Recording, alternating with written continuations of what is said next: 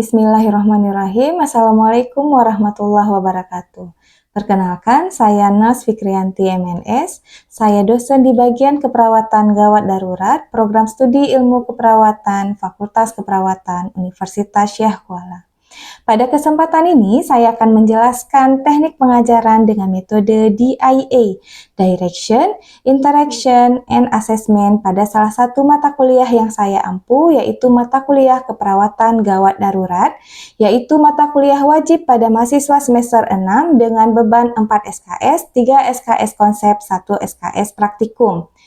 Berikutnya, saya akan menjelaskan deskripsi mata kuliah keperawatan gawat darurat, di mana mata kuliah ini membahas tentang konsep dan perencanaan asuhan keperawatan yang etis, legal, dan peka budaya pada klien yang mempunyai masalah aktual dan resiko yang terjadi secara mendadak. Perencanaan asuhan keperawatan dikembangkan sedemikian rupa sehingga diharapkan mampu mencegah dan mengurangi kematian atau kecacatan yang mungkin terjadi. Berikutnya saya akan menjelaskan capaian pembelajaran yang dibebankan pada mata kuliah ini, yaitu CPL 1 bertakwa kepada Tuhan Yang Maha Esa, menjunjung tinggi nilai-nilai moral, etik, hukum, budaya, profesional, dan mandiri dalam keperawatan. CPL 2 menguasai ilmu keperawatan untuk melakukan asuhan keperawatan berbasis bukti berdasarkan pendekatan keperawatan. CPL 3 meningkatkan keahlian profesional di bidang keperawatan melalui pembelajaran sepanjang hayat. Berikutnya, saya akan menjelaskan capaian pembelajaran mata kuliah pada mata kuliah keperawatan gawat darurat ini. CPMK 1 diharapkan mahasiswa mampu menjelaskan konsep filosofi, konsep holistik, dan proses keperawatan kegawat daruratan. CPMK 2 diharapkan mahasiswa mampu menjelaskan asuhan keperawatan kegawat daruratan pada kasus syok, kasus non-trauma, dan kasus trauma. Dan CPMK yang ketiga diharapkan mahasiswa mampu mendemonstrasikan intervensi keperawatan pada keperawatan gawat darurat dengan standar yang berlaku. Berikutnya, saya akan menjelaskan bahan kajian mata kuliah keperawatan gawat darurat, yaitu konsep filosofi, konsep holistik, dan proses keperawatan gawat darurat meliputi konsep keperawatan gawat darurat, peran dan fungsi perawat gawat darurat, etik legal dan cultural sensitif dalam keperawatan gawat darurat, isu end of life di keperawatan gawat darurat dalam perspektif Islami, mekanisme trauma. Yang kedua, fungsi advokasi dan komunikasi pada kasus kegawat daruratan, yaitu peran perawat gawat darurat, komunikasi dalam keperawatan gawat darurat, ethical framework untuk pengambilan keputusan etis, dilema etis di keperawatan gawat darurat, fungsi advokasi pada pasien dengan kegawat daruratan. Yang ketiga, proses keperawatan pada pasien di area gawat darurat, yaitu proses keperawatan gawat darurat, pengkajian primary dan secondary survey, triase, dan asuhan keperawatan gawat darurat pada kasus hipovolemia, hiperosmolar non-ketotik hiperglikemia, dan ketoasidosis diabetik. Dan asuhan keperawatan gawat darurat pada kasus non-trauma, yaitu cardiac arrest, shock, stroke akut, akut coronary syndrome, status asmatikus, perdarahan abdomen, akut kidney injury, dan luka bakar. Dan yang terakhir, overdosis keracunan dan gigitan binatang berbisa. Nomor 6, asuhan keperawatan gawat darurat pada kasus trauma, yaitu trauma dada, trauma kepala, trauma muskuloskeletal, dan berikutnya simulasi pendidikan kesehatan pada kasus kegawat daruratan pada kasus ACS, stroke akut, hipoglikemia, hiperosmolar non-ketotik hiperglikemia, dan ketoasidosis diabetik, pencegahan injuri pada kecelakaan lalu lintas. Berikutnya, mahasiswa mampu mengintegrasikan hasil penelitian terkini terkait pengobatan dan asuhan keperawatan pada kasus yang telah disebut di atas.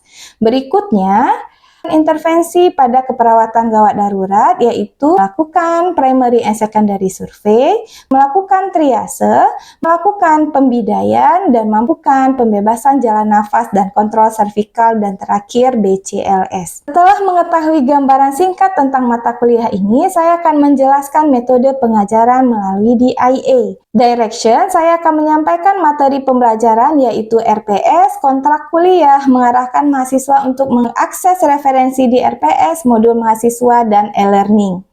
Interaction, saya akan menyapa mahasiswa, menanyakan kabar untuk memastikan mahasiswa apakah mereka sudah siap mengikuti perkuliahan dengan kondisi yang baik. Saya akan memberi nasihat berupa pemantapan karakter yang mencerminkan insan Islami berbudi dan berluhur. Mengajak mahasiswa untuk terlibat aktif, berdiskusi secara terbuka, dan mendorong mahasiswa untuk berpikir kritis dan interaktif.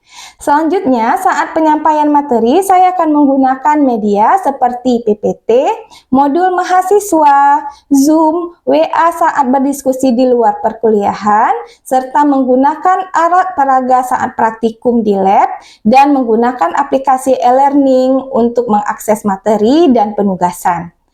Berikutnya, materi yang saya sampaikan juga saya sertakan sebuah kasus tentang kegawat daruratan untuk membuat mahasiswa berpikir kritis dan dapat menentukan masalah terhadap kasus dan apa yang harus dilakukan atau penata laksanaan apa yang tepat pada kondisi tersebut.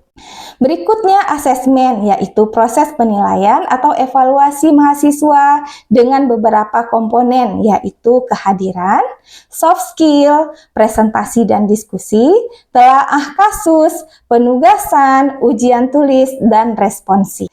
Demikian penjelasan saya. Selanjutnya, mari kita lihat bersama contoh proses pembelajaran yang saya lakukan pada blok keperawatan gawat darurat.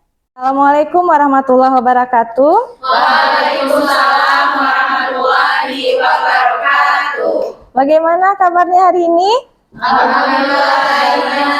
Alhamdulillah. Semangat mengikuti perkuliahan? Semangat. Ya, ada yang belum bersemangat? Oh, ya. Wajahnya sudah bersemangat semua. Nah, sebelum kita memulai perkuliahan, mari kita baca doa terlebih dahulu. Hari ini siapa yang mau memimpin doa? Hilma. Oke, silakan Hilma.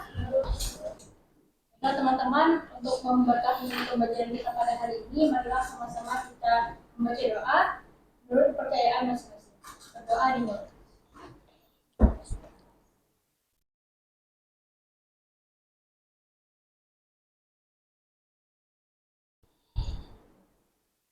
Berdoa selesai. Nah, seperti biasa, sebelum kita memulai perkuliahan, kita melakukan penguatan karakter. Penguatan karakter apa yang kita bahas pada pertemuan sebelumnya? Oke, nah untuk hari ini, karakter yang akan kita bahas adalah budi pekerti yang luhur lebih unggul daripada IQ yang tinggi. Nah, siapa yang mau menjelaskan tentang karakter ini? Silahkan. Oke, silahkan Siti. Nah, baik, sesuai dengan topik dari pembinaan karakter kita pada hari ini yang menyebutkan bahwasanya budi pekerti yang luhur itu lebih tinggi daripada IQ yang tinggi. Seperti dalam keyakinan atau ajaran dalam agama Islam itu kan dijelaskan bahwasanya akhlak itu lebih tinggi daripada ilmu. Nah, ketika kita berbicara tentang budi pekerti yang luhur, maka hal tersebut identik dengan nilai-nilai dan juga norma-norma tentang kebijaksanaan, keteraturan, tentang kesopanan seperti itu. Nah, ketika seseorang budi pekertinya luhur, maka orang tersebut bisa berpikir dengan baik. Karena kan kita tahu bahwasanya manusia ini merupakan makhluk sosial, artinya dia lebih banyak berinteraksi dengan manusia lainnya dibandingkan menggunakan IQ-nya untuk terus berpikir maupun bekerja. Nah, pentingnya budi pekerti yang luhur itu tadi untuk menyeimbangkan antara IQ yang tinggi dengan tingkah laku manusia tersebut dalam bersosialisasi. Oke, bagus sekali Siti. Beri aplaus semua untuk Siti. Nah, selanjutnya kita sesuai dengan jadwal di kontrak kuliah. Hari ini kita akan membahas tentang cardiac arrest. Nos akan review terlebih dahulu pertemuan sebelumnya. Nah, pada pertemuan sebelumnya, kalian telah melakukan presentasi untuk case 4 dan case 5. Ya, benar? Benar. Ya, apa yang kalian pelajari di case 4? Oke, silakan. Jadi di pertemuan sebelumnya ada dipelajari mengenai pneumotorak, open and close pneumotorak, case dan tamponan jantung. Oke, berarti pada pertemuan sebelumnya kalian telah membahas asuhan keperawatan pada kasus trauma dada. Nah, untuk case 5 kalian membahas tentang ACS. Masih ingat topik apa saja yang dibahas di ACS? Ya. Ya, silakan Sagita.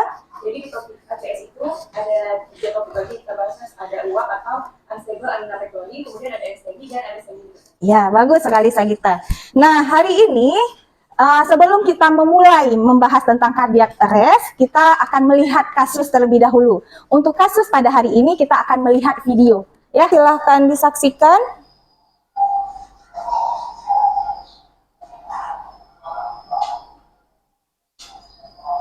Nah, dari video yang telah kalian saksikan, apa yang bisa kalian tanggapi? Silahkan, siapa yang memberikan komentarnya? Izin Rida, Nas. Oke, silakan Rida. Jadi dari video tersebut kita bisa melihat bahwasanya di sini terjadi kasus yang dimana ada seorang pemain yang lagi bermain terus tiba-tiba terjatuh, dan itu bisa saja terjadi karena adanya henti jantung. Ya, bagus sekali Rida. Nah, apa yang penolong lakukan pada video tersebut? Izin, Nas. Ya, silahkan. Izin saya menjelaskan. Jadi Ya. yang saya lihat di video tersebut, ketika pasien itu henti jantung, maka rekannya memberikan RDP. Ya, bagus sekali. Dari video ini berarti bisa kalian kira-kira kompetensi apa yang akan kalian capai setelah kita melakukan perkuliahan pada hari ini? Ya? Dapat memahami mengenai apa itu cardiac arrest. Ya, bagus sekali. Tanda-tanda dari cardiac arrest, dan juga memahami leka aritmia dan juga manajemen leka aritmia, dan bisa mempraktikkan bagaimana melakukan resusitasi jantung. Ya, bagus sekali. Berarti Lala dia sudah baca kontrak kuliahnya. Nah, hari ini kita akan dari perkuliahan hari ini diharapkan mahasiswa nantinya akan mampu memahami apa itu cardiac arrest. Apa tanda gejala cardiac arrest? Nah, ada 4 letal aritmia, dan setelahnya kita akan memahami lebih lanjut bagaimana RJP dan bagaimana mempraktikkan RJP nanti di praktikum. Ya, nah kita mulai dari definisi cardiac arrest. Nah, apa itu cardiac arrest? Ya, silahkan. Jadi cardiac arrest itu merupakan henti jantung yang terjadi secara tiba-tiba, dia juga terjadinya secara cepat. Itu bisa terjadi pada orang yang punya riwayat penyakit jantung, dan bisa juga terjadi pada orang yang tidak mempunyai riwayat penyakit jantung. Ya, bagus sekali Dara, kita beri aplaus untuk Dara. Keadaan cardiac arrest itu bisa terjadi secara tiba-tiba, mendadak. Nah, waktu yang tersedia itu tidak lebih dari 5 menit, maka kita harus bisa segera mengenali apakah pasiennya mengalami cardiac arrest atau tidak, sehingga bisa melakukan pertolongan segera. Apa pertolongan segera pada pasien cardiac arrest? RJP. Menurut kalian, apakah awam perlu skill RJP? Perlu. Kenapa? Ya, silahkan. Kenapa orang awam itu nggak perlu skill RJP ini? Karena kan kita ini luas, nah, jadi dimanapun nanti kan belum tentu ada petugas kesehatan yang harus melakukan RJP. Nah, sedangkan kondisi cardiac arrest ini adalah kondisi tiba-tiba. Nah, kalau misalnya orang awam itu sudah bisa skill RJP, jadi dimanapun mereka, saat mereka menemukan orang yang cardiac arrest, maka mereka bisa melakukannya sendiri. Ya, bagus.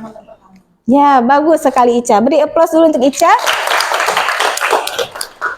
Ya, karena keadaan henti jantung itu terjadi tiba-tiba. Waktu kita menolong itu tidak lebih dari 5 menit. Setelah itu akan terjadi kerusakan permanen pada otak. Maka kita perlu segera melakukan kompresi dari luar dengan tujuan apa? Memompa darah yang terdapat di jantung sehingga dia disirkulasikan ke otak untuk menjaga perfusi ke otak. Nah, kalau misalnya nih kita di sini di Darussalam ada korban cardiac arrest, perjalanan ke rumah sakit kira-kira berapa lama? 10 menit. Nah, sampai di IGD rumah sakit itu tidak bisa diapa-apakan lagi karena sudah terjadi kerusakan otak secara permanen. Maka tidak hanya mahasiswa keperawatan, tidak hanya tenaga medis yang perlu dibekali dengan skill RJP, tetapi juga pada awam sehingga pasien bisa tertolong. Nah, kita hari ini telah membahas tentang konsep cardiac arrest, konsep RJP. Berikutnya kita akan melakukan praktikum tindakan RJP. Ada bawa baju lab semuanya kan? Ada. Oke. Nah, sekarang kita turun ke lab semua ya. Nah, saya akhiri. Wassalamualaikum warahmatullahi wabarakatuh. Waalaikumsalam warahmatullahi wabarakatuh. Waalaikumsalam. Assalamualaikum warahmatullahi wabarakatuh. Waalaikumsalam warahmatullahi wabarakatuh. Nah, setelah tadinya kita kuliah tentang konsep, sekarang kita akan praktikum RJP. Nah, kira-kira kompetensi apa ya yang akan kalian dapatkan dari praktikum ini? Mempraktekkan RJP-nya. Iya, bagus sekali. Jadi diharapkan mahasiswa mampu terampil dalam melakukan tindakan RJP. Nah, seperti biasa sebelum kita mulai praktikum, kita pretest dulu via e-learning ya. Buka kuis yang di situ saya tulis judul pretest praktikum RJP. Oke. Waktu pretest kita 5 menit ya. Ya, jawab masing-masing. Oke, silakan mulai menjawab pretestnya. Sudah. Bagaimana? Bisa jawab? Iya, mantap. Oke, nah semangat kan untuk praktikum hari ini? Semangat. Sehat semua? Sehat. Ya. Nah, alat apa saja yang kita butuhkan untuk praktikum RJP ini? Handscoon. Ya, bagus sekali. Ya, ada pantom RJP. Kemudian ini apa? Ya, ambu bag atau bag valve max. Nah, kita juga butuh papan RJP. Papan RJP itu bisa diakses di troli emergency jika settingnya rumah sakit. Nah, ambil papan RJP-nya itu di belakang troli emergency. Kenapa kita butuh papan RJP kalau pasiennya di rumah sakit dan tertidur di bed? Karena dia bisa kalau bednya ada. Iya, bagus sekali. Bed yang ada kasurnya itu empuk. Ketika kita lakukan kompresi bisa tertekan dan kompresinya tidak adekuat dan bisa menyebabkan trauma pada tulang belakang. Maka jangan lupa wajib hukumnya untuk memasukkan papan RJP sebelum memulai RJP. Nah, jika settingnya itu di luar rumah sakit, maka pastikan alas tempat si korban sebelum kita melakukan RJP itu alasnya keras dan aman. Nah, masih ingat kan tadi kita sudah bahas ada danger, aman diri, aman pasien, aman lingkungan. Nah, bentuk aman diri kita. Nah, ini bentuk aman diri bukan? Iya. Iya. Oke. Nah, yang pertama tetap mulai dari danger, aman diri, aman pasien, aman lingkungan. Kita menggunakan handscoon. Apalagi setelah D, danger, respon. Bagus sekali. Maka kita cek respon. Maka bisa kita lakukan secara bersamaan antara verbal dan pain dengan menepuk kencang pada bahu pasien. Pak, buka mata, Pak. Nah, ketika dia tidak berespon terhadap suara, boleh kita, walaupun kita sudah memberikan respon nyeri dengan tepukan, kita juga boleh menambahkan rangsang nyeri di sternum dengan menggunakan buku jari tengah. Tekan pada sternum. Nah, coba tekan semuanya sternum masing-masing. Nah, ketika kalian tekan nyeri? Sakit. Iya, nyeri atau sakit atau juga boleh di dahi. Nah, coba semua lakukan. Ya, nyeri karena ada jaringan kulit yang tertekan di antara dua tulang. Ya. Berikutnya setelah kita pastikan pasien unrespon, maka apa harus kita lakukan segera? Shoot for help. Maka kita boleh dengan tegas, misalnya kita pegang handphone, kita sendirian, maka boleh telepon dan hidupkan speaker. Kalau ada teman, maka boleh minta tolong dengan tegas. Ibu baju hitam, tolong telepon emergency. Oke, nah setelah segera shoot for help, kita memastikan pasiennya ada nadi atau tidak. Cek di nadi karotis arah kalian, jangan hindari arah berlawanan karena seperti seolah seperti mencekik pasien. Sekarang taruh tangannya di nadi karotis masing-masing. Sudah jumpa, gunakan 3 jari. Nah, batas mengecek nadi karotis tidak lebih 10 detik. Sambilan kita menghitung detik, arah mata kita ini ke dada pasien. Jika kesulitan mengakses dada pasien, maka boleh dengan segera membuka baju pasien. Jika pasiennya adalah wanita, maka buat pagar betis jika itu berada di kerumunan umum. Karena kita memang harus membuka dada pasien untuk bisa mengekspos bagian mid chest.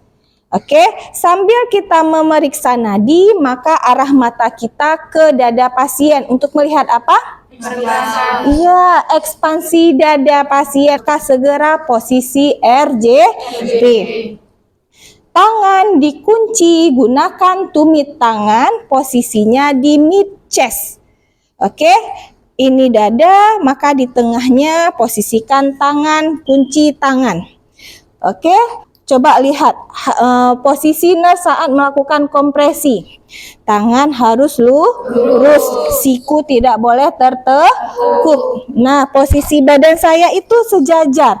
Jadi ada 4 komponen keberhasilan kompresi. Yang pertama kecepatan, yang kedua kedalaman, yang ketiga minimal interupsi, yang keempat bagus sekali, recoil dada. Apa itu recoil dada, Siti? Dada kembali ke Posisi semula ya, untuk menyediakan waktu dan tempat sehingga bisa terisi kembali oleh darah, sehingga ada darah yang akan bisa ditekan sehingga adanya sirkulasi. Oke. Nah, saya memberikan kompresi 30 kali, maka berikutnya lakukan berbarengan antara breathing dengan airway. Pada pasien dengan non-trauma, maka kita bisa melakukan head tilt chin lift.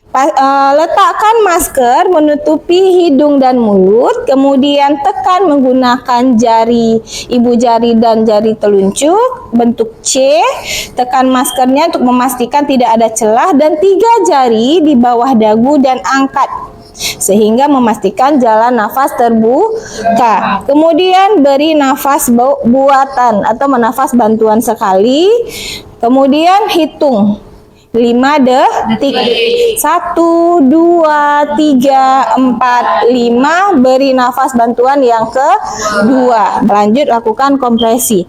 Kemudian 30 kompresi, 2 kali breathing, itu disebut dengan 1 siklus. Kita lakukan selama 5 siklus atau 2 menit. Setelah itu segera cek nadi. Oke, cek nadi tidak lebih 10 detik. Tidak ada nadi, maka apa harus kita lakukan? Ya, segera lanjut kompresi. Nah, ketika cek nadi sudah ada nadi, maka apa yang berikutnya kita lakukan? Cek nafas. Iya, cek nafas. Harus cek nafas dulu. Caranya look, listen, and feel. Look, lihat pergerakan dada. Listen, dengarkan hembusan nafas. Dan feel, rasakan hembusan nafas. Nah, jika tidak ada nafas, maka apa yang kita lakukan? Ya, beri bantuan nafas buatan. Jeda 5 detik. Nah, berikan terus sampai pertolongan datang, dan ingat untuk cek nadi secara berkala. Nah, jika pasiennya sudah ada nadi, nafasnya sudah ada, maka apa yang kita lakukan? Iya, bagus sekali, posisi recovery. Nanti nurse akan tunjukkan gambar posisi recovery. Oke? Nah, sekarang nurse akan peragakan secara komplit 1 siklus, kemudian nanti kalian akan melakukannya. Semuanya harus dapat giliran ya. Ya, oke. Aman diri, aman pasien, aman lingkungan. Pak, buka mata, Pak. Beri rangsang nyeri. Tidak respon. Ibu baju pink, tolong telepon emergency. Jangan lupa shoot for help. Kemudian cek nadi karotis 1, 2, 3, 4, 5, 6, 7, 8, 9, 10. 2, 3, 4, 5, 6, 7, 8, 9, 1. 1, 2, 4, 5, 6, 7, 8, 9, 2. 1, 2, 3, 4, 5, 6, 7, 8, 9, 3. Segera beri nafas buatan. Lihat dada mengembang. 1, 2, 3, 4, 5. Breathing sekali lagi. 1, 2, 3, 4, 5, 6, 7, 8, 9, 1. 1, 2, 3, 4, 5, 6, 7, 2. 1, 2, 3, 4, 5, 6, 7, 8, 9, 3. Ini siklus keberapa? 2. Ya, 1, 2, 3, 4, 5. Lihat arah mata nurse ke dada pasien untuk memastikan. 1, 2, 3, 4, 5, 6, 7, 8, 9, 1, 1, 2, 3, 4, 5, 6, 8, 9, 2, 1, 2, 3, 4, 5, 6, 7, 8, 9, 3. Siklus ketiga. Beri nafas buatan berapa kali? 2. Ya, 4, 5. Nah, lakukan sampai 5 siklus. Berikutnya apa yang harus dilakukan? Cek nadi. 1, 2, 3, 4, 5, 6, 7, 8, 9, 10. Tidak ada nadi, maka harus segera kompresi lagi. Nah, sekarang kalian semua praktik ya. Oke, ya kita mulai. Oke, yang pertama danger yaitu aman diri, aman pasien, dan aman lingkungan. Pak, buka mata. Buka mata, Pak. Pasien unrespon, ibu di Bapin, tolong panggil emergency. Selanjutnya cek nadi.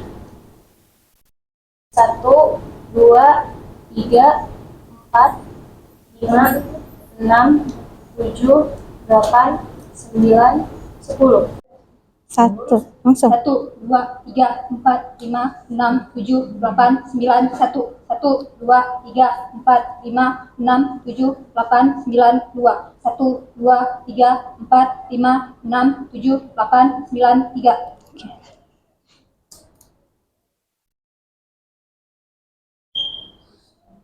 2, 3, 4, 5.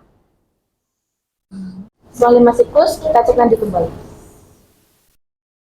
1, 2, 3, 4, 5, 6, 7, 8, 9, 10. Oke, nadi teraba. Nadi sudah teraba. Oke, look, listen, and feel.